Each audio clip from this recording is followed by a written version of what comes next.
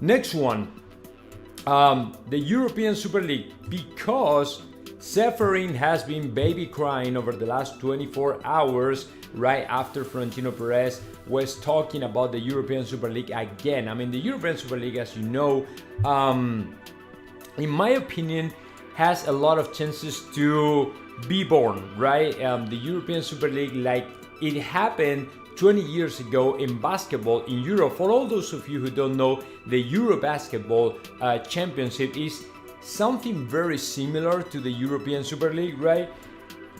And Florentino Perez said it is the same process. I mean, some teams in the old Europe decided to go their own, right, and create a competition for them, a much more attractive competition where they had to face each other more often, right?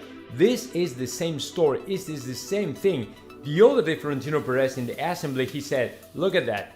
Rafa Nadal, the tennis player, and Roger Federer, I mean, two of the best tennis players in the world in history, right?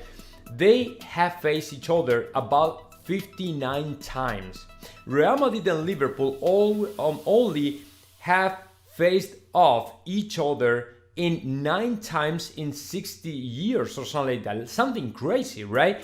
And you'll never get bored of seeing this kind of games, man. When the most interesting or the more interesting is the game, the more people will watch it, regardless the number of times they have to face off each other. I mean, I don't care if I have to see a Real Madrid Chelsea, Real Madrid Liverpool every 15 days, I will watch it. I mean, I'm not gonna say, no, I'm gonna get bored because it's always the same. I mean, no, right? And soccer, man, is losing interest for especially the young people.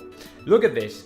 All the European clubs have lost about $7 billion over the last 2 years since COVID hit, right? So we have to do something about it. We have to do something about it. I mean, the Spanish La Liga for Real Madrid and FC Barcelona is getting super small.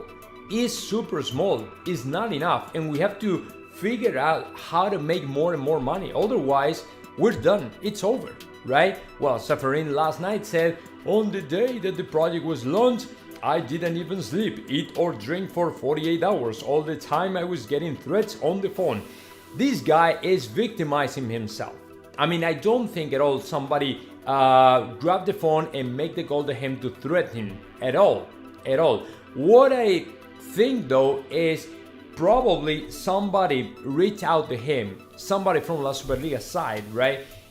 Lawyers or whoever it is, and probably said, man, if we don't do something, I mean, if you don't want to sit down on the table, right, in the negotiation table, and talk to us and talk about that and talk about how can improve the competition, how can we do something about the soccer industry to improve it, right?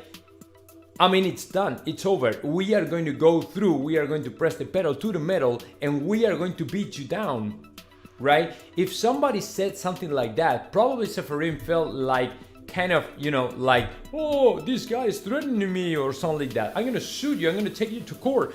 And it's not like that. The guy is just victimizing. And the only thing they know,